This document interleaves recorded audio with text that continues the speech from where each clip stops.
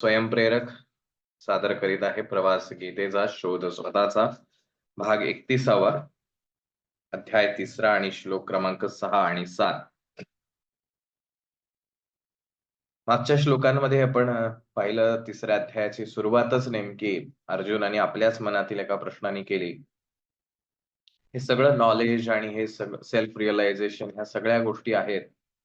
मग ऍक्शन तरी कशाला करायची? मग हे जगायचं तरी कशाला? ह्याच्यापेक्षा बेटर आहे की ते सेल्फ रिअलायझेशन व्हावं, ते स्वस्वरूपाचं ज्ञान व्हावं, ते निर्वाण प्राप्त व्हावं, यासाठी म्हणून ध्यानधारणा करावी, उपास-तापास करावेत, उपासना करावी, साधना करावी. कारण तेच तर खरं मनुष्य जीवनाचं अंतिम ध्येय आहे. ही स्वस्वरूपाची ओळख होणं. मग भगवंता, हे जर खरं असेल, तर तू मला कर्म करायला का बांधील करतोयस? का ते युद्धाच्या आणि अर्जुनाने फार सुंदर शब्द वापरलाय. ते अतिशय घोर आहे. खूप त्रास देणार आहे. असं कर्म मला करायला का भाग पाडतोयस? जर की हे जीवनाचं सत्यच नाहीये, तर तू हे सगळं का करायला लावतोयस? आणि हे अर्जुनाच्या मनातलं द्वंद्व जे आहे, ते त्यांनी भगवंतासमोर मांडलं आणि कृष्णाने त्याला सांगायला सुरुवात केली आणि आपण उदाहरणासहित ते पाहिलं होतं, की एकाच प्रवासातले हे 2 टप्पे आहेत, असं म्हटलं तरी हरकत नाही. आणि तेच भगवंत इथे समजावून सांगण्याचा प्रयत्न करतोय, की कर्मयोग किंवा कर्म करणं, ॲक्शन करणं, संसार जगणं म्हणजे त्या आध्यात्मिक किंवा स्वस्वरूपाच्या पाथवेवरनं बाजूला जाणं असं नाहीये. तर तो त्याच मार्गावरचा एक टप्पा आहे आणि तो ओलांडल्याशिवाय पुढे जाता येणार नाही. आणि याचं कारणही आपण मागच्या श्लोकामध्ये भगवंताने आपल्याला सांगितलं, की वरवर पाहता असं वाटतं, की हा माणूस सगळ्यातनं अलिप्त आहे. परंतु बाह्य इंद्रियांवरनं आपण कितीही गोष्ट ती अडवण्याचा प्रयत्न केला, तरी जी सुप्त किंवा सूक्ष्म आपली इंद्रिय आहेत, आपलं मन आहे, आपल्या सूक्ष्म डोळा आहे, सूक्ष्म कान आहे, सूक्ष्म त्वचा आहे. प्रत्येक इंद्रिय जे आहेत ते सूक्ष्म स्वरूपात सुद्धा अस्तित्वात आहे. जसं की आपण दुसऱ्या अध्यायाच्या वेळेला पाहिलं होतं, की ऐकणं ही एक जरी आपण कृती बघितली, तरी बाह्य जे कान आहेत हे फक्त ज्या बाहेरच्या व्हायब्रेशन येतायत त्याचं रिसिव्हर किंवा ते गोळा करण्याचं काम फक्त करतात. पण हा रिसीव्ह झालेला साउंड किंवा व्हायब्रेशन आपले जे सेन्सर्स आहेत, नर्व्हस सिस्टम जे आहे, त्या इलेक्ट्रिकल मेसेज थ्रू आपल्या मेंदूच्या ज्ञानतंतूपर्यंत पोहोचवतात आणि तिथे नेमकं कळतं, की हा आवाज कशाचा आहे. आणि मग त्या कळालेल्या माहितीनुसार मेंदू त्याला प्रतिसाद देतो. मग तेव्हा आपल्याला त्या गोष्टीचं आकलन होतं. जर एखादा व्यक्ती डोक्यावर पडलेला असेल, म्हणजे अपघात झाला असेल आणि त्याच्या ह्या आतल्या ज्ञानतंतूंना धक्का पोहोचला असेल, तर बाहेरचे कान कितीही उत्तम असले, तरी त्याला ऐकायला येत नाही. जिभेचंही तसंच आहे. बोलण्यासाठी जिभेचा वापर होतो, परंतु जीभ ही फक्त बाह्य रूप आहे. परंतु ते करण्यासाठी आतमध्ये बरीच प्रक्रिया घडते. आपलं मन कशामध्ये तरी गुंतलं असेल, आपण फार कशाच्या तरी चिंतेत असू, तर त्यावेळेला बाहेर काहीही घडत असलं, तरी त्याचा आपल्या ज्ञानतंतूपर्यंत कुठलाही मेसेज पोहोचत नाही. म्हणजेच फक्त ज्ञानतंतूच हे ती गोष्ट समजून घेण्यासाठी आवश्यक नाहीत. त्याच जोडीला मन हे सुद्धा त्या ठिकाणी असणं आवश्यक आहे. मग असं हे मन, हे आपले ज्ञानतंतू आणि प्रत्यक्ष इंद्रिय या सगळ्यांच्या एकत्रित कृतीनं आपल्याला ती गोष्ट आकलन होते. मग भगवंत असं म्हणतो, की तू नुसतंच बाह्य इंद्रियांना ताब्यात ठेवण्याचा जर प्रयत्न करत असशील आणि असं संबोधत असशील, की आता मी निष्काम कर्म करतो आहे, तर तसं होत नाही आणि तसं केल्याने काहीही फायदा होत नाही. पर्यायाने किंवा उलटपक्षी त्याचा त्रासच जास्त होतो. आता पुढे आपल्याला भगवंत अधिक एक्सप्लेन करून सांगण्याचा प्रयत्न करेल. सो आपण पुढे जाऊया. तो सागरिया फाउंडेशन संचलित स्वयंप्रेरक स्कूल ऑफ इन्स्पिरेशन यांचे आपले आदर्श स्थान छत्रपती शिवाजी महाराज आणि स्वामी विवेकानंद यांच्या स्मृतीला मी वंदन करतो. आपलं ब्रीद वाक्य असलेलं all power is with in you, you can do anything and anything. सर्व शक्ती ही तुझ्यामध्येच आहे. तू काहीही आणि सर्व काही करू शकतोस. भगवंताचं स्मरण करूया. वसुदेव सुतं देवं कंसचाणूरमर्दनं देवकी परमानंदं कृष्णं वंदे जगद्गुरुम्. ओम श्री परमात्मने नमः. आतापर्यंत ही आपण पार्श्वभूमी पाहिली. दुसऱ्या अध्याय काय होता, त्यानंतर तिसऱ्या अध्यायामधला प्रवेश कसा झालेला आहे, अर्जुनाने विचारलेला प्रश्न आणि त्याला भगवंत देत असलेली उत्तरं. आता पुढील श्लोकांकडे जाऊया. श्लोक क्रमांक 6. कर्मेंद्रियाणि संयम्य य आस्ते मनसा स्मरन् इंद्रियार्थान् विमूढात्मा मिथ्याचारः स उच्यते. विमूढात्मा मूढ बुद्धीचा मनुष्य. कर्मेंद्रियाणी सर्व इंद्रियांना संयम्य जबरदस्तीने यह जो मनसा मनाने इंद्रियार्थान त्या इंद्रियांच्या विषयांचे, इंद्रियार्थान म्हणजे इंद्रियाचा अर्थ. इंद्रियाचा विषय काय आहे तर आपल्या सगळ्यांना तो परिचित आहे. स्मरण आस्ते चिंतन करीत असतो. सह तो मिथ्याचार मिथ्याचारी म्हणजे दांभिक फसवा उच्चते म्हटला जातो. जो मूर्ख मनुष्य सर्व इंद्रिये बळेच वरवर आवरून मनाने त्या इंद्रियांच्या विषयांचे चिंतन करीत राहतो, तो मिथ्याचारी म्हणजे दांभिक म्हटला जातो. आता असं भगवंतानी म्हणण्याचं काय कारण आहे? कारण अर्जुनाने प्रश्नच तसा विचारलेला आहे की जर आत्मज्ञान हे माझं उद्दिष्ट असेल तर कर्म का करायला सांगतोस? आणि तू नेमकं मला एकच गोष्ट करायला सांग, मी कर्म अथवा ज्ञान नेमकं काय करणं अपेक्षित आहे, असा अर्जुनाने प्रश्न विचारलाय. आणि मग भगवंत त्याला एक्सप्लेन करण्याचा प्रयत्न करतोय किंवा भगवंत एक्सप्लेन करून सांगतोय की अरे, ज्ञान आणि कर्म हे दोन स्वतंत्र नाहीत, तर कर्म हा ज्ञान प्राप्तीचाच एक मार्ग आहे. आता जसं वर्गातला शिक्षक जो आहे तो विद्यार्थ्यांना शिकवतोय, पण तो अगदी जीव तोडून शिकवतोय. प्रत्येक विषय अगदी खोलवर जाऊन समजावून सांगण्याचा प्रयत्न करतोय. परंतु काही मुलं जे आहेत त्यांचं लक्षच नाहीये. ते त्यांच्या खोड्या करण्यामध्ये किंवा अन्य अनेक गोष्टींमध्ये गुंतलेले आहेत. अर्धा तास झाला तो शिक्षक अतिशय तळमळीने हे सगळं शिकवतोय. शिक्षकाची अशी भावना झाली होती की मी इतका जीव तोडून शिकवतो आहे, त्यामुळे विद्यार्थ्यांना सगळं व्यवस्थित समजत असेल.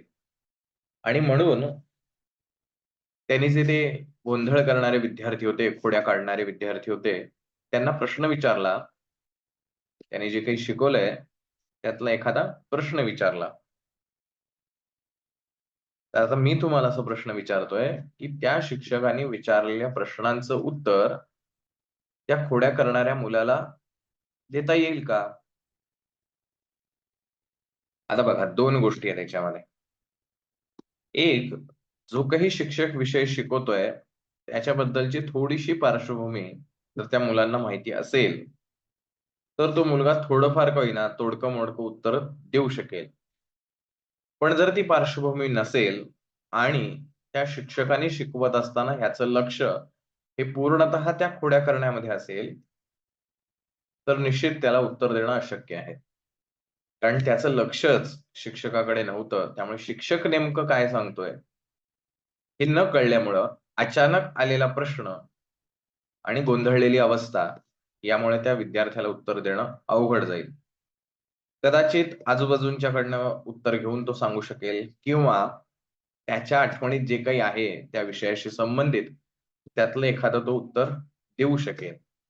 त्याचं कारण असंच, की जे काही शिक्षक शिकवतो आहे, ते शिकवण्यासाठी ज्या मनाची आवश्यकता आहे, ते मन एकाग्र नसल्यामुळे किंवा मन त्या शिक्षकांकडे नसल्यामुळे, कारण इतर गोष्टींमध्ये त्याचं मन गुंतलेलं आहे. अशा वेळेला शिक्षकांनी कितीही पोटतिडकीने शिकवलं, तरी ते विद्यार्थ्यांना तितकंच समजेल असं नाही. आणि म्हणून एकच शिक्षक एकाच वर्गामध्ये सर्वांना समान शिकवतो, तरी मात्र प्रत्येकाला वेगवेगळं समजतं आणि प्रत्येकाची आकलन क्षमता वेगळी असल्यामुळे त्याचं होणारं आकलन सुद्धा वेगळं असतं. म्हणजेच एखाद्या गोष्टीची जर प्राप्ती करायची असेल, तर त्यासाठी स्वतःची क्षमता हीही तितकीच महत्त्वाची आहे. तसंच आत्मज्ञान जर प्राप्त करायचे असेल, तर आधी स्वतःला सिद्ध व्हावं लागेल. आता जसा एक प्रश्न असतो, अंड आधी की कोंबडी आधी? तर बऱ्याचदा ह्याचं उत्तर देताना नेमकं काय उत्तर द्यावं? आता शास्त्रज्ञ याच्यावरती विचार अनेक हजार वर्षांपासून करतायत. काही तर्कावर पर्यंत येऊन पोहोचलेत, की नेमकं कोण पहिलं आहे. पण स्वाभाविकपणे सामान्य माणसाला जर हा प्रश्न विचारला, की अंड आधी की कोंबडी आधी? तर गोंधळ होतो. तसं सिद्ध झाल्यावर आत्मज्ञान मिळणार आहे, राइट आहे. सिद्ध झाल्यावर आत्मज्ञान मिळणार आहे, की आत्मज्ञान झाल्यावर सिद्ध होणार आहे? हा मुळात प्रश्न आहे. पण जोपर्यंत तुम्ही ती गोष्ट मिळवण्यासाठी सिद्ध होत नाही, तुम्हाला ते रिसीव्ह करायचं आहे, तुम्ही तेवढे कॅपेबल होत नाही, तोपर्यंत ती गोष्ट तुमच्यापर्यंत पोहोचत नाही.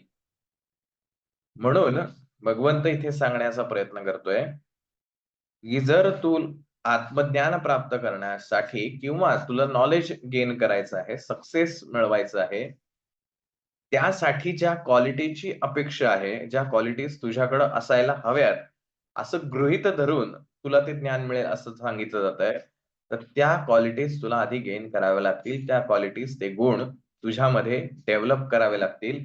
तरच तुला ते आत्मज्ञान मिळू शकेल आणि तसं न करता तू जर केवळ असं भासवण्याचा प्रयत्न करत असशील, जसं मुलं करतात.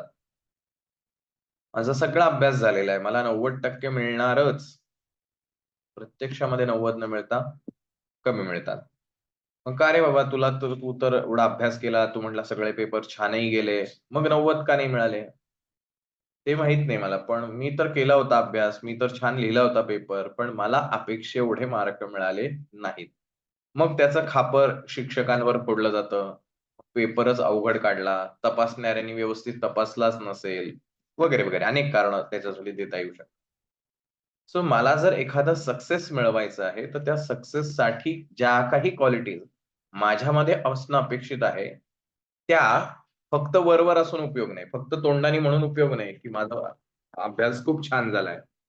तो प्रत्यक्षामध्ये छान म्हणजे नेमका काय, हे आधी पहिलं त्याला कळलं पाहिजे. केवळ पाठांतर केलं म्हणजे तो अभ्यास छान झालाय असं नाही. कारण पाठांतर करताना बऱ्याचदा प्रश्न आणि त्याची उत्तरं, की हा प्रश्न येऊ शकतो, त्याचं हे उत्तर आहे आणि त्याचं पाठांतर केलेलं आहे. पण पेपर काढणाऱ्याला हे माहिती असतं, की मुलं कशाप्रकारे अभ्यास करतात. त्यांनी एखादा प्रश्न फिरवून टाकला, की मग मुलाचा गोंधळ उडतो, की आता ह्याचं उत्तर काय लिहायचं? प्रश्न तोच असतो, उत्तर तेच लिहिणं अपेक्षित असतं. परंतु थोडासा तो फिरवून टाकलेला असतो आणि मग गोंधळ उडतो. कारण पाठांतर केलेला अभ्यास हा एका विशिष्ट पद्धतीत केलेला आहे, की असा प्रश्न आला, की असं उत्तर द्यायचं. पण तेच एखाद्या विद्यार्थ्याने तो विषय, ते जे काही पार्ट असेल, तो समजून-उमजून घेतला असेल, तर प्रश्न फिरवून जरी आला, तरी त्याला उत्तर देणं सोपं जातं. आणि हेच भगवंत इथे समजावून सांगण्याचा प्रयत्न करतोय, की जर तुला हे आत्मज्ञान मिळवायचं आहे, कारण ते अल्टिमेट आहे, तर त्याच्यासाठी तुझी स्वतःची सिद्धता ही आवश्यक आहे. तुझं इंद्रिय जी आहेत, यांना तू बाहेरून आवरण घालायचं म्हणजे आता अ, काय म्हणूया आपण, उन्हाळ्याचा सीझन चालू आहे सध्या. प्रचंड गरमी सगळीकडे आहे. अशा गरमीमध्ये स्वाभाविकपणे आपण जर खूप उन्हात फिरत असू किंवा खूप ऊन लागत असेल, तर स्वाभाविकपणे असं वाटतं, की काहीतरी गार खावं. मग आईस्क्रीम खावं किंवा ज्यूस प्यावा, बर्फ खावा, काहीतरी गार खावं जेणेकरून जरा मनाला शांतता लाभेल. फार गरम होतंय. पण नाही बाबा, मी ते कुठल्याही अशामध्ये अडकणार नाही. मी ऊनही सहन करेल, पण मी काही ते गार खाणार नाही. "का रे बाबा, तू असं का करतोयस?" "नाही, मला सक्सेस मिळवायचा आहे." आता हे त्यांनी केलेली कृती योग्य आहे का? तर हो, ठीक आहे. त्यांनी केलेली कृती योग्य आहे. आता तो ज्यूस पीत नाहीये किंवा आईस्क्रीम खात नाहीये. पण मनामधून त्याचा विचार, आईस्क्रीम खाल्लं असतं तर बरं झालं असतं. छान, आता एवढी गरमी होतीये, थोडं तरी गार मिळेल. आणि काय होतं, जसे मोबाईलमध्ये कंटिन्युअसली पॉपअप येतात नोटिफिकेशनचे, तसं हा मनात एकदा आलेला विचार, जो इंद्रियांद्वारे तृप्त होत नाहीये, त्याचं सारखं पॉपअप सुरू होतं. खायला पाहिजे होतं. किती छान असेल, मग कुठला फ्लेवर असेल, काय असेल, सारे पॉपअप यायला लागतात. बट आपण ठरवलेलं असतं, की नाही मला नाही खायचं. पण हे पॉपअप काही जायला तयार होत नाहीत. म्हणजे मी जाणून-बुजून जबरदस्तीनं ती गोष्ट करण्यापासून स्वतःला परावृत्त करतोय. अर्थात ही गोष्ट चांगली आहे का? तर हो, चांगली पण आहे. इनिशियल लेव्हलवरती. पण मग आपल्याला हे ठरवावं लागेल, की माझी नेमकी अवस्था काय आहे? हे पॉपअप जे येतायत, हे कशाप्रकारे घालवता येईल? आणि मी जबरदस्तीनं घालवायचा प्रयत्न करतोय, तर ते जास्तीच बाहेर येतायत. कंटिन्युअसली मनामध्ये तेच विचार आहे. एखादा वाईट विचार आहे, जो मला नकोय. मला त्या गोष्टीचा विचार सुद्धा करायचा नाहीये, असं मी ठरवलेलं आहे. पण जर तुम्ही निरीक्षण केलं, तर तोच विचार वारंवार दिवसभरात तुमच्या मनात येतो. काय वाटतं, असं होतं? त्याचा विचार करायचा नाही, असं आपण जे ठरवतो, त्याचेच विचार जास्ती येतात. सपोज की तुम्ही ध्यानाला बसलाय, का आता तुम्हाला रिअलायझेशन हवंय आणि मग ध्यानाला बसल्यानंतर आता कशाचाही विचार येऊन द्यायचा नाही, असं ठरवल्यानंतर ज्याचा विचार आजपर्यंत केला नाही, अशी सुद्धा विचार मनामध्ये यायला. काय वाटतं, असं होतं? आपण जेवढं दाबायचा प्रयत्न करतो, तेवढं ते जास्ती डोकावून बाहेर येण्याचा प्रयत्न करतं. आणि तेच भगवंताला इथे सांगायचं आहे, की जर तुम्ही असं सप्रेस करत असाल त्या गोष्टीला, अतिशय दाबून ठेवत असाल आणि वरनं तुम्ही म्हणत असाल, की बघा मी हे कसं करत नाही. जे मला माझी एक्झाम चालू आहे. एक्झाम चालू असताना माझा फोकस स्टडीवरती असला पाहिजे. पण आता आय-पी-एलच्या मॅचेस चालू आहेत. मला मॅच बघायची आहे. और आणखीन काही मूव्ही असेल एखादा तो बघायचा आहे. पण नाही, एक्झामवर मला फोकस करायचा आहे. तर बसलाय पुस्तक हातात घेऊन, पण मनामध्ये विचार, मग तिथे काय झालं असेल? मग एकदम सडनली कोणतरी ओरडलं, "अरे काय झालं, काय झालं?" मग तो बाहेर जाणार. मग आणि एक ओव्हर बघतोस मी. म्हणजे काय झालंय, ती इंद्रिय त्याने दाबून ठेवण्याचा प्रयत्न केला, पण प्रत्यक्षामध्ये त्याच्या मनामध्ये सातत्याने ते विचार येतायत आणि तो दाखवतोय असं, की मी अभ्यास करतोय. आणि अशा ढोंगी व्यक्तीला, असं म्हणजे ढोंगी याचा अर्थ, तो बाहेरून दाखवतोय एक, पण प्रत्यक्षात हे जे सूक्ष्म, मगाशी म्हटलं तसं, हे कानाचा कान आहे, डोळ्याचा डोळा आहे, त्वचेची त्वचा आहे, जे सूक्ष्म इंद्रिय आहेत, इन्क्लुडिंग मन, त्याच्यामध्ये मात्र ह्या सगळ्याचा उपभोग घेणं चालूच आहे. अशाला भगवंत असं म्हणतो, विमूढात्मा, मूढ बुद्धीचा मनुष्य, की जो वरून दाखवण्याचा प्रयत्न करतोय, की मी त्यातला नाही. आतून मात्र सगळे तेच विचार चालू आहेत. आणि असा अल्मोस्ट तुम्हाला सगळीकडे बघायला मिळेल. आई-वडिलांना आदर्श वाटणारा मुलगा किंवा मुलगी, ही मात्र बाहेर ज्यावेळेला घराच्या चौकटीच्या बाहेर असेल, त्यावेळेला त्यांचे विचार कसे असतात, हे आपल्याला जर कळलं, तर मग आपल्याला कळतं हा विमूढ आत्मा काय. अनेकदा असतं. बाहेरून सज्जन दिसणारा व्यक्ती हा आतून कसा असेल आणि ह्याचे जेव्हा आपल्याला अनुभव येतात, त्यावेळेला आपण म्हणतो, "बापरे! याला तर मी खूप चांगला समजत होते, पण हा मात्र असा आहे." याचं कारण की ती गोष्ट आपल्याला माहीत नाही किंवा त्यांनी ती सप्रेस केली असते फॉर पर्सनॅलिटी. स्वतःचं एक इम्प्रेशन ठेवण्यासाठी ह्या गोष्टी केल्या जातात. पण अशाला भगवंत म्हणतो, "विमूढ आत्मा." मग भगवंत समजावून सांगण्याचा प्रयत्न करतोय, कर्मेंद्रियाणि संयम्य य आस्ते मनसा स्मरन्, की सर्व इंद्रियांना जो असं संयमित करण्याचा प्रयत्न करतोय जबरदस्तीनं, फोर्सफुली, इच्छा गळालेली नाही त्याची. त्याच्यातली डिटॅचमेंट जी आहे ती प्रत्यक्षात झालेली नाही. पण फोर्सफुली डायट करणाऱ्यांचं बघा तुम्ही, बऱ्याचदा असं होतं, की डायट करतोय for weight gain, weight loss, whatever जे असेल. पण मग थोडंसं खाल्लेलं चालतं. वन्स इन अ वीक खाल्लेलं चालतं, वन्स इन अ मंथ खाल्लेलं चालतं. असं करून करून ते डाएट कधी बंद पडतं ते कळतही नाही. कारण जो निग्रह केलेला आहे, जो निश्चय केलेला आहे, तो फोर्सफुली झालाय. पण तेच एखाद्याला ठरवून त्याने निश्चय केलाय, की नाही मला असं-असं करायचंच आहे. मला वेट गेन करायचं और वेट लॉस करायचं आहे. मग त्याच्यासमोर तुम्ही कुठलाही पदार्थ आणला तरी त्याला काही फरक पडत नाही. त्याचं कारण की त्याची आतलीच इच्छा ती गेलेली असते. मे बी काही वेळापुरती असेल, काही काळापुरती असेल. पण 100% त्या काळापुरती त्याने निश्चयाने, की मला ही गोष्ट करायचीच नाही. मग माझ्यासमोर तुम्ही कितीही करा. बऱ्याचदा दारूचं व्यसन का लागतं असं विचारलं किंवा सर्व्हे करण्यात आला. त्याच्यामध्ये बहुतांश लोकांनी असं सांगितलं, माझ्या मित्रांमुळे मला सवय लागली. माझी संगत मला चांगली नाही मिळाली म्हणून मला हे व्यसन लागलं. याचा अर्थ काय? की तुमच्या मनावरती तुमचा कंट्रोल नाही. जर तुमचा निग्रह आहे, की मी ह्या व्यसनांच्या आहारी जाणार नाही, तर कोणी कितीही फोर्स केला तरी त्याच्या आहारी जाण्याचं कारण नाही. जसं कमळ जे आहे ते चिखलामध्ये उगवत असलं तरी कमळाला चिखल लागत नाही. त्यामुळे आपण कोणत्या कार्यक्षेत्रात आहोत, म्हणून मला ते व्यसनं लागलं किंवा म्हणून मी असा वाईट झालो, असं म्हणणं म्हणजे आपण स्वतःच सामर्थ्यवान नाही, हे सांगण्यासारखं आहे आणि म्हणून भगवंताने अशा व्यक्तीला विमूढ आत्मा असा शब्द वापरला. की नाही आता सगळ्या ग्रुपमध्ये मला करावंच लागतं. मी नॉन-व्हेज खात नाही, पण ग्रुपमध्ये लोकं चिडवतात, म्हणून मग मी कधीतरी खातो. हे म्हणणं याचा अर्थ तुमची जी काही इच्छा आहे, व्हॉटएव्हर जे काही कारणासाठी तुम्ही म्हणाल, मी धार्मिक कारणासाठी नॉन-व्हेज खात नाहीये. कोणी म्हणेल मला आवडतच नाही म्हणून मी नॉन-व्हेज खात नाही. काही कारणं असतील त्याला. पण जर असं प्रभावित होऊन किंवा प्रेशरमध्ये येऊन जर ती गोष्ट करावी लागत असेल,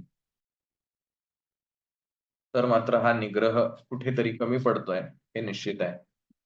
आणि मग भगवंत ह्यासाठीच हे म्हणतोय, की जोपर्यंत तुझ्या या इंद्रियांची तुला योग्य प्रकारे तृप्तता करता येणार नाही. ही तृप्तता करण्याचे अनेक मार्ग आहेत. मागील भागामध्ये आपण पाहिलं होतं.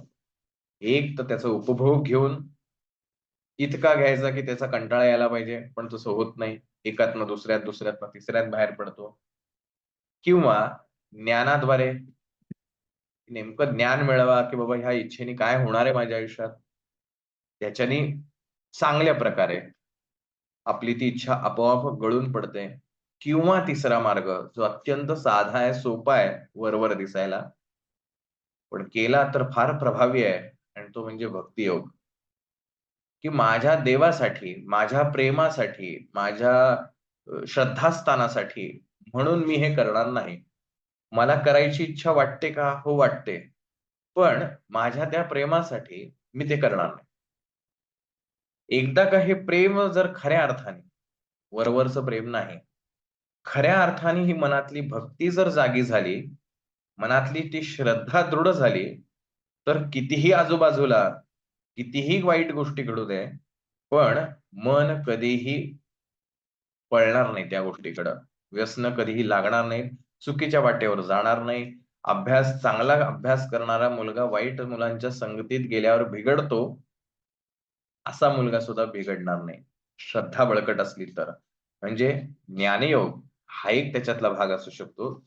भक्तियोग हा एक त्याच्यातला भाग असू शकतो. पण सध्या हा अध्याय जो चालू आहे, तो कर्मयोगाचा चालू आहे आणि म्हणून भगवंत असं म्हणतोय, की तू वरवर करण्यापेक्षा त्या गोष्टी ॲक्टिव्हली ॲक्शन करून त्याच्यातनं बाहेर पड. करता-करता त्यातनं निष्काम. कारण निष्काम कर्म करणं म्हणजे काय, हे तर आधी कळलं पाहिजे. आणि मग ज्ञानेश्वर माऊली ह्याला फार सुंदर उदाहरणासहित आपल्याला सांगतात. पण तत्पूर्वी त्यातले 1-2 श्लोक जे आहेत 6व्या श्लोकाच्या अनुषंगानं, जे उचित कर्म सांडिती, मग नैष्कर्म्य होऊ पाहती, परी कर्मेंद्रिय प्रवृत्ती निरोधुनी. की ज्या काही तुमच्या मॉरल ड्युटीज आहेत, जन्माला आलेला आहात, आई-वडील आहेत. आई-वडिलांविषयीचे जे आपले कर्तव्य आहेत, ती सोडून मग कुठेतरी निघून जाणं, की मला ते माझं गोल अचीव्ह करायचा आहे, गोल इन द सेन्स या अनुषंगाने ज्या काही तुमच्या मॉरल ड्युटीज असतील, ज्या कुठल्या नोकरी करताय, नोकरीमध्ये आपली काही कर्तव्य असतात, ती कर्तव्य करणं गरजेचं असतं. पण ती न करता आपण काम सोडून, की नाही बाबा मला काम नाही करायचं, का नाही करायचं? मला निष्काम व्हायचंय. असं कोणी वागणं, तर याचा अर्थ त्याला निष्कामतेचा अर्थच कळला नाही. आणि म्हणून मौली असं म्हणतात, की जे उचित कर्म सांडिती, उचित याचा अर्थ ज्या मॉरल ड्युटीज असतील त्या. मग नैष्कर्म्य होऊ पाहती. काम करण्याचं टाळून ते असं काहीतरी दाखवण्याचा प्रयत्न करतायत. परी कर्मेंद्रिय प्रवृत्ती निरोधोनी. पण ह्या कर्मेंद्रिय जे आहेत, 5 अवयव आपल्या सगळ्यांना परिचित आहेत. त्याच्या ज्या प्रवृत्ती आहेत, त्याच्या ज्या टेंडन्सीज आहेत, त्याला जबरदस्तीनं विरोध करून जर तो ते करत असेल, तर तया कर्मत्यागू न घडे, जे कर्तव्य मनी सापडे, वरी नटती ते पुढे, दरिद्र जाण. इथे काय म्हणूया आपण त्याला, स्ट्रॉंग, हार्श शब्द आहेत त्याला. की त्यांना कर्मत्याग तर घडतच नाही. कारण मनातून ते इंद्रिय भोग घेतच असतात. त्याचं चिंतन, मनन, विचार मंथन ते चालूच राहतं. असा कर्मत्यागाचा केवळ दिखावा करतात. हे सारे कर्मत्याग दरिद्री आहेत. असं तू समज, असं ज्ञानेश्वर माऊली सांगतात.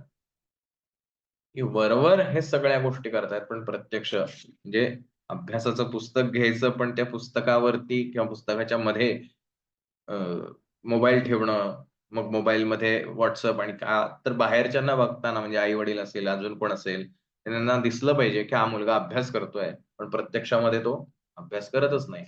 अशाला भगवंतांनी विमूढात्मा, मिथ्याचारी असा शब्द वापरलाय. हा मिथ्याचारी आहे, ढोंगी आहे, फसवेगिरी करणारा आहे. आता ते बघणाऱ्याला कळतंय का? तर नाही कळत.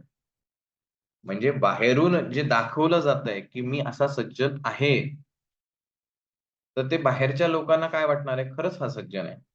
परंतु आतमध्ये जो परमात्मा बसलेला आहे, त्याला कसं फसवायचं?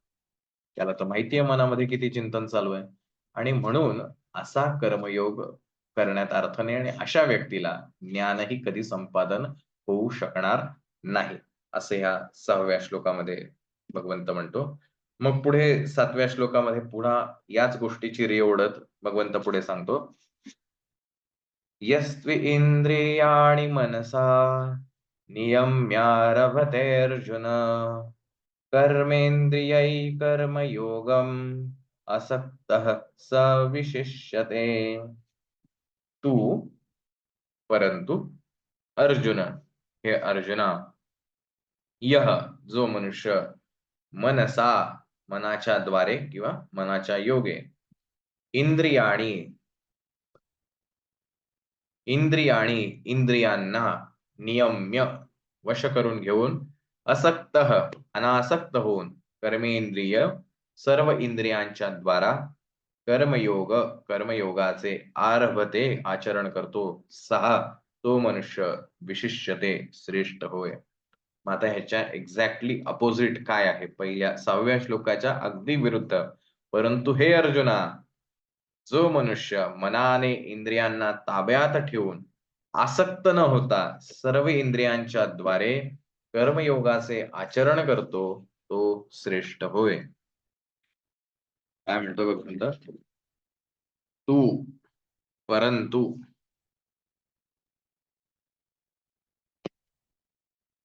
पहिल्याचा एक्झॅक्टली अपोजिट आता याचा अर्थ आहे किंवा समजावून सांगतोय कन्सेप्ट. परंतु हे अर्जुना, जो मनुष्य मनाने इंद्रियांना ताब्यात ठेवून, आता का बरं मनाने इंद्रियांना ताब्यात ठेवायचंय? आपण काय आता दुसऱ्या अध्यायामध्ये हे पाहिलं होतं, की आपल्या मनात जे काही विचार येतात, जे काही विचार चांगले, वाईट, कुठल्याही प्रकारचे, हे सगळे विचार शरीराच्या द्वारे पूर्ण केले जातात. आपण आईस्क्रीमचं एक उदाहरण पाहिलं होतं, सगळ्यांना आठवत असेल तर. या आईस्क्रीमची इच्छा होणं हे कसं होतं याची प्रोसेस साधारण आपण पाहिली होती.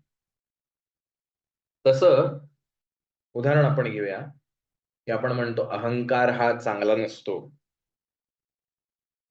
पण हा अहंकार इतक्या सुप्त अवस्थेत असतो, की त्या अहंकाराशिवाय आपल्याला जगणं अशक्य होईल. हा जर अहंकार नाही, असं जर आपण कन्सिडर केलं आपल्या जीवनात, तर आपलं जगणं अशक्य होऊन जाईल. फॉर एक्झाम्पल, विदाऊट इगो आपण कसं जगू नाही शकत आहे. प्रत्यक्षामध्ये सेशन ऐकणारं कोण आहे? तर खूप साऱ्या गोष्टी आहेत. काना थ्रू अमितच्यापर्यंत हे व्हायब्रेशन पोहोचतायत. मग ते व्हायब्रेशन पोहोचल्यानंतर अमित यांचा ब्रेनमध्ये त्याचं अ, आकलन केलं जातंय, की नेमकं काय आहे? आणि मग अमित यांना समजतंय, की हे काही आहे. मग त्यांचं मन त्याच्यामध्ये इन्व्हॉल्व होतंय. पण हे सगळी प्रोसेसमध्ये मी कुठे आहे? खरं तर मी कुठेच नाहीये. मी ऐकणारं असं काही वेगळं अस्तित्व नाहीये. पण हे सगळं म्हणजेच मी आहे, अशी आपली धारणा आहे. बिकॉज आपल्या मनाचाच हा भाग ज्याला आपण अहंकार किंवा अंतःकरण चतुष्टय आपण ज्याला म्हणतो, मन, बुद्धी, चित्त, अहंकार. हा अहंकार जो आहे, येस, हा कान म्हणजे मी आहे, हे मन म्हणजे मी आहे, हे बुद्धीचे ज्ञानतंतू म्हणजे मी आहे आणि म्हणून अमित असं म्हणतात, की मी ऐकतो आहे. प्रत्यक्षामध्ये हा मी काहीच करत नाहीये. रादर तो काही करू पण शकत नाही. पण माझी जी काही फिजिकल बॉडी लेव्हलवरती ज्या काही गोष्टी होतायत आणि स्वाभाविक आहे आणि हे हे चुकीचं आहे का? तर अजिबात नाही. तुम्ही म्हणाल आता मी ऐकतो आहे याच्यामधला जर मी काढून टाकला आणि मी म्हटलं, की "अरे मग ऐकतंय कोण?" तर मी असं नाही म्हणू शकत. कान ऐकतो आहे, मन ऐकतं आहे. मला असंच म्हणावं लागेल, की मी ऐकतो आहे. राइट? आम्ही तसंच म्हणणार आहेत, की मी ऐकतो आहे. म्हणावं तर असंच लागणार आहे. पण प्रत्यक्षामध्ये मात्र तशी गोष्ट होत नाही. आपल्या शरीराशी, आपल्या मनाशी हा आपला अहंकार जोडलेला असतो. म्हणून अहंकाराशिवाय जगणं हे अवघड आहे.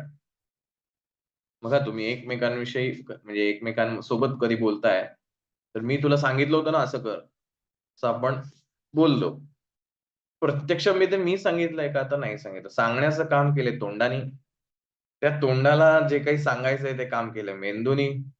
पण त्या मेंदूला काय सांगायचं आहे, ह्याच्यासाठी त्याच्या मेमरीमध्ये, चित्तामध्ये काही गोष्टी स्टोअर असायला पाहिजेत. मागील त्याचा अनुभव असेल, घडलेल्या गोष्टी असतील, त्याचे जे काही प्लस मायनस गोष्टी असतील, हे सगळ्या मनामध्ये स्थिरावलेल्या आहेत. त्या मनातनं ते कलेक्ट करणं, त्याच्यानंतर बुद्धीने काम करणं आणि तोंडाद्वारे व्यक्त करणं, ही गोष्ट सांगणं या एका प्रोसेसमध्ये आहे. पण तो सांगणारा असं म्हणतो, "मी तुला सांगितलं होतं ना असं कर." म्हणजे हा जो मी आहे, हा आपल्याशी जोडलेला आहे. ज्याला आपण अहंकार असं म्हणतोय. मग आता हे सगळं करताना तर ऑफकोर्स होणारच ना, मी जेवतो आहे, मी खातो आहे, मी हे करतोय, मी ते करतोय. हे असंच स्वाभाविक होणार आहे. मला त्रास होतोय. हे सगळ्या गोष्टी आपण अशाच म्हणणार आहोत आणि म्हणायला स्वाभाविक आहे. त्यात काही चुकीचं आहे, गैर आहे अशातलाही भाग नाही. मग ज्यावेळेला मला हा कर्मयोग साधायचा आहे, तो कसा साधला पाहिजे, हा मीपासनं डिटॅच कसं व्हायचं, हे इथं भगवंत आपल्याला सांगतोय, की सगळं तर करणारा, हे सगळं शरीराद्वारे होतंय. पण तरी जेव्हा तू म्हणतोस, की हे मी करतो आहे आणि तिथं हा निष्काम कर्मयोग घडत नाही. यतो इंद्रियाणि मनसा नियम्य रभते अर्जुनः. हे अर्जुना, जो मनुष्य मनाने इंद्रियांना ताब्यात ठेवून आसक्त नव्हता, कर्मेंद्रिय कर्मयोगम असक्तः स विशिष्यते. तो श्रेष्ठ आहे. कोण श्रेष्ठ आहे? भगवंताने असं म्हणलेलं नाही, जो कर्म करत नाही तो श्रेष्ठ आहे. भगवंत असं म्हणतो, की "हे अर्जुना, जो मनुष्य मनाने इंद्रियांना ताब्यात ठेवून आसक्त नव्हता, अटॅच न होता. कारण मी ऐकतो आहे अशा म्हणत असताना स्वाभाविकपणे मी माझा इगो हा त्याच्याशी अटॅच झालेला असतो. मग अचानक माझ्या या ऐकण्याच्या कृतीमध्ये कोणी डिस्टर्ब केलं, की पटकन राग येतो. तुला कळत नाही का मी ऐकतोय, कशाला त्रास देते? राइट आहे. अगदी स्वाभाविक आणि अति तत्पर अशी असलेली गोष्ट घडते, की तुला कळत नाही का मी ऐकतो आहे, कशाला त्रास देते? कशाला हे गोष्टी होत आहेत? त्याच्यात काय झालं, मी जोडलेला आहे सगळ्यांना. वरवर पाहता मी बाहेरून ह्या सगळ्या गोष्टी करण्याचा प्रयत्न करतोय. माझं मन एकाग्र करण्याचा प्रयत्न करतोय. कानांनी अगदी लक्ष देऊन ऐकण्याचा प्रयत्न करतोय. सगळं करतोय. पण हा आतला जो भाग आहे, सूक्ष्म जो भाग आहे, तो मात्र बाहेरचे आवाज ऐकण्यासाठी अजून तयार आहे. बघा, साधं एक तुम्ही उदाहरण अनेक वेळेला पाहिलं असेल, ऐकलं असेल, अगदी तुम्ही स्वतःही केलं असेल. हे थोडंसं उदाहरण थोडं एलॅबोरेट करतो किंवा थोडंसं मोठं करून सांगतो. एक ग्लास घेतलाय. त्याच्यामध्ये अगदी काठोकाठ भरून पाणी भरलेलं आहे. आता त्याच्यामध्ये एक थेंबर जरी पाणी पडलं, तरी ते सांडेल. अशापर्यंत मी पाणी भरलेलं आहे. अशा पाण्यामध्ये मला 2 थेंब पाण्याचे एक्स्ट्रा टाकायचेत. न सांडता. पाणी खाली सांडलं नाही पाहिजे. अशा वेळेला मला त्याच्यात 2 थेंब पाण्याचे टाकायचे आहेत. शक्य आहे?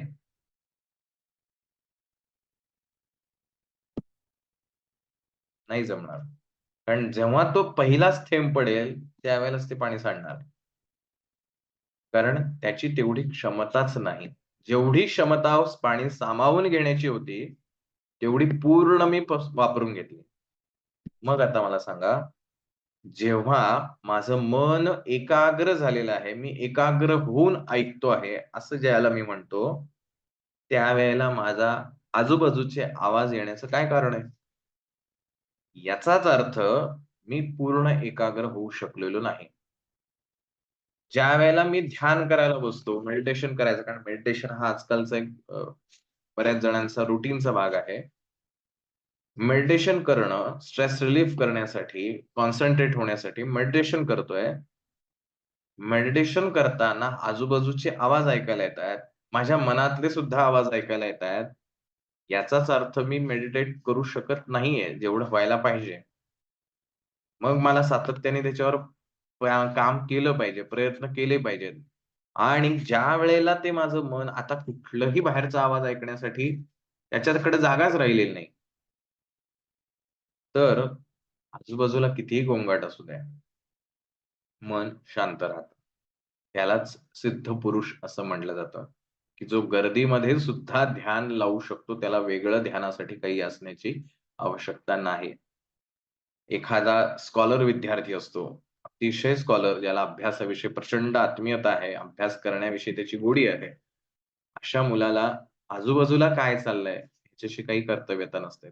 बघा, लायब्ररीमध्ये जेव्हा मुलं अभ्यास करतात, एक्झाम पिरियड आहे, त्यावेळेला अशा पद्धतीने बसतात अगदी डोक्याला दोन्ही हात लावून, कान हे करून, त्या आजूबाजूला काय चाललंय ह्याच्याविषयी काही कर्तव्य नसतं. त्यांना तहान, भूक काही लागत नाही.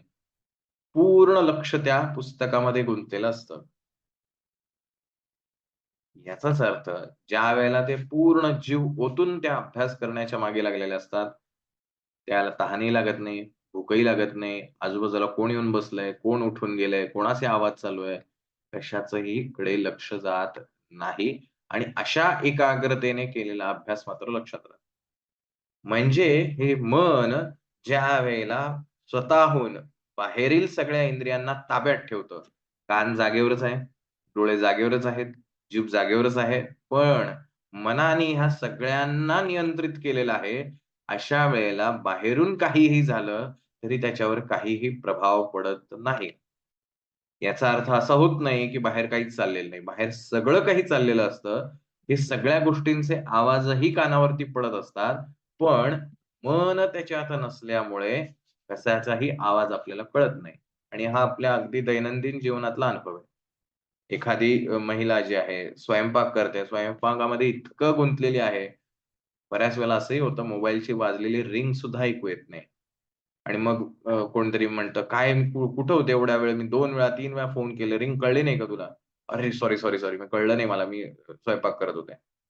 त्या स्वयंपाकाच्या विचारांमध्ये, त्या कृतीमध्ये इतकं गढून गेलेलं असतं, की मोबाईलची शेजारीच असलेला मोबाईल त्याची रिंग सुद्धा ऐकायला जात नाही. बघा आजूबाजूला ही अशी उदाहरणं तुमच्या खूप आहेत. मन ज्यावेळेला इंद्रियांना ताब्यात ठेवतं, त्यावेळेला सगळं असून सुद्धा आपण त्याच्यात आसक्त होत नाही.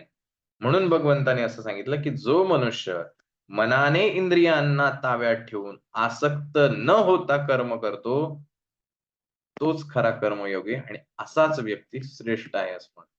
काम सोडून दे असं म्हटलेलं नाही.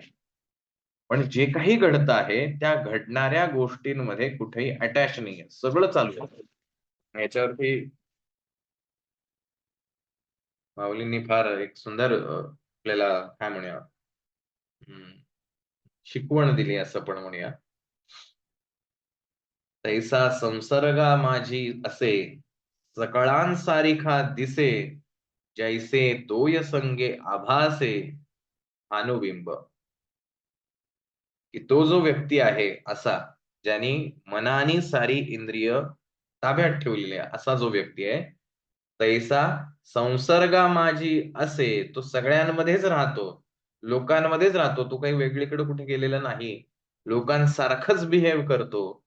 सकळांसारिखा दिसे, जैसे तोय संग आभासे भानुबिंब. तोय म्हणजे पाणी. पाण्याच्या संगे भानुबिंब जे आहे, सूर्याचं जे प्रतिबिंब पडतंय, ते सूर्यासमानच भासतं. तैसा सामान्यत्व पाहिजे, तरी साधारणोची देखिजे, येरवी निर्धारिता नेणिजे सोय जयाचे. अशा पुरुषांकडं, ज्यांनी मनाने इंद्रियांना कंट्रोल केलेलं आहे, अशा पुरुषांकडं वरवर पाहिलं, तर तो सगळ्यांसारखाच दिसतो. पण वास्तविक त्याच्या खऱ्या स्वरूपाचं कोणालाही आकलन होत नाही.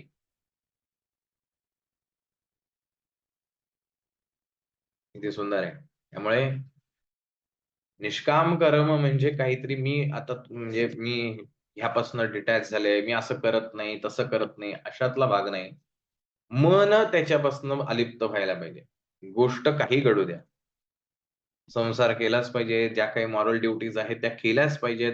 आई-वडिलांविषयी मनामध्ये वाईट भावना ठेवून मला काहीतरी अध्यात्म करायचंय अशी भावना ठेवून कर्म करणं हे चुकीचं आहे. ज्या काही मॉरल ड्युटीज आहेत त्या तुम्हाला कंप्लीट कराव्याच लागणार. मग तुम्ही म्हणाल जे काही महान लोक होऊन गेले त्यांनी कसं काय केलं? प्रत्येकाची लेव्हल वेगवेगळी आहे. ती लेव्हल गाठण्यासाठी त्यांच्या आधीची मेहनत प्रचंड आहे. त्यांच्या चित्ताची अवस्था, त्यांच्या अंतःकरणाची अवस्था ही फार वेगळी आहे. तितकी आपली अवस्था आहे का? हा पहिला स्वतःला प्रश्न विचारायचा. जर तशी अवस्था असेल तर पुढची गोष्ट व्हायला वेळ लागत नाही. पण जाणून-बुजून जबरदस्तीनं ती गोष्ट करायला गेलात, की मग बऱ्याच वेळेला चुकीच्या गोष्टी घडतात. आपण बऱ्याचदा पाहतो, की रूप संन्यासाचं आहे. मी सगळ्यांपासून अलिप्त आहे, असं दाखवतो, परंतु मनातल्या इच्छा काही पूर्ण झालेल्या नाहीत. मग त्याला चमचमीत खायलाही लागतं. आणखीन काही-काही गोष्टी लागतात. तेही आपल्याला परिचित आहेत. मग घटना काय घडतात तेही आपल्याला माहिती आहे. हे केवळ वरून इंद्रियांना दमन केलेलं आहे. प्रत्यक्षामध्ये मात्र तसं झालेलं नाही. अर्जुना तोची योगी, विशेष जे जो जगी, म्हणून ऐसा होय या लागी, म्हणी पे तुटे. म्हणून भगवंत इथे अर्जुनाला असं सांगतोय, "तू असा होण्याचा प्रयत्न कर." निष्काम कर्म म्हणजे काय? जे काही कर्म घडतंय ते कर्म करायचंच आहे. ज्या काही तुझ्या मॉरल ड्युटीज आहेत, जी तुझी नैतिक कर्तव्य आहेत, ती तुला करायचीच आहेत. परंतु ही कर्तव्य करत असताना, "मी ते करतोय," असं म्हणणं बंद कर. करतोस तूच आहेस. तुझीच इंद्रिय ती सगळं करतायत. तूच त्याच्यामध्ये गुंतलायस. सगळं तूच करतोयस. पण तरीही स्वतःपुरतं, लोकांना सांगण्यासाठी नाही. स्वतःपुरतं तू हे सांग, की तो कान म्हणजे मी नाहीये. ज्या कानाद्वारे हे सगळं चालू आहे, तो मी नाहीये. जसं माझा शर्ट, माझे कपडे म्हणजे मी असू शकत नाही. पण ते माझे आहेत का? हो, माझेच आहेत. पण ते कपडे म्हणजे मी नाहीये. हे जेवढं क्लिअर आहे आपल्याला, तेवढं क्लिअर जोपर्यंत माझा कान म्हणजे मी नाही, पण कान माझाच आहे. हे क्लिअर होत नाही तोपर्यंत पुढे जाता येत नाही. आणि हे क्लिअर व्हावं म्हणून कर्मयोग करावा लागतो. जोपर्यंत मनाची, अंतःकरणाची पवित्रता येत नाही, तोपर्यंत बाह्य केलेली कृती ही व्यर्थ आहे. सो सक्सेस जर आयुष्यामध्ये हवा असेल, तर केवळ मोठमोठ्या गप्पा मारून काही होत नाही. मला हे करायचंय, मला ते करायचंय, मी असं करणार आणि तसं करणार. त्यासाठीच्या ज्या क्वालिटीज आहेत, त्यासाठी लागणारे जे गुण आहेत, ते आत्मसात करणं आवश्यक आहे.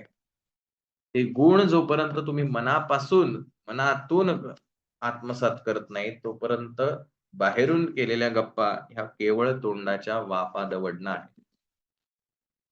तुम्ही स्टेटसवर कितीही मोठ्या-मोठ्या गोष्टी ठेवल्या, म्हणजे तुम्ही मोठे होत नाही.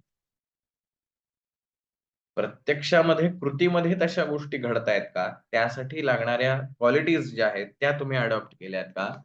त्या तुम्ही आत्मसात केलेल्या आहेत का? ते जास्ती महत्त्वाचं आहे. आणि एकदा जर का त्या आत्मसात झाल्या असतील, तर तुम्हाला स्टेटस ठेवून लोकांना सांगावं लागत नाही. आजकाल स्टेटस ठेवणं याचं एक असंही कारण असतं, मला एखाद्या व्यक्तीशी बोलायचं आहे, पण डायरेक्ट मला बोलायचं नाही. मग अशी काहीतरी स्टेटस ठेवा, की ते त्याला कळलं पाहिजे तुझ्यासाठीच आहे. तुझ्या वाचून माझं काही अडत नाही, असं स्टेटस ठेवायचं. असं काहीतरी त्या अर्थाचं, म्हणजे त्याला कळलं पाहिजे. अशा गोष्टी करून, पण प्रत्यक्षामध्ये त्याच्या वाचूनच अडत असतं, हे मनाला माहिती असतं. पण दाखवायचं असतं, की तुझ्या वाचून काही अडत नाही. हे बाह्य ढोंग नाही का? सो आपण काय बिहेव करतोय ह्याचं चिंतन हे आपणच करायला पाहिजे, की आपण केवळ वर-वर वागतोय का प्रत्यक्षात सुद्धा तशा गोष्टी करतो. सो सिंपल वे हे 2 अ, विरुद्धार्थी असलेले श्लोक आज आपण पाहिले. पहिल्या श्लोकामध्ये तसं नसावं, कोणाला विगुणात्मा, मूर्ख मनुष्य म्हणलेलं आहे भगवंतानी, ते आपण पाहिलं. आणि मग कसं असलं पाहिजे, डिटॅच कसं राहिलं पाहिजे. मग त्या कमळासारखं मगाशी उदाहरण दिलं तसं, की सगळ्या चिखलात असून सुद्धा चिखलाचा एकही कण स्वतःला लावून न घेणं, ही निष्कामता आहे, असं निष्कर्मी आहे. आणि असा जो काही निष्काम व्यक्ती असेल, त्याला खरंच श्रेष्ठ म्हणलं पाहिजे, असं भगवंत इथे आपल्याला सांगतो. सो आजचा भाग जो आहे तो इथेच संपतोय.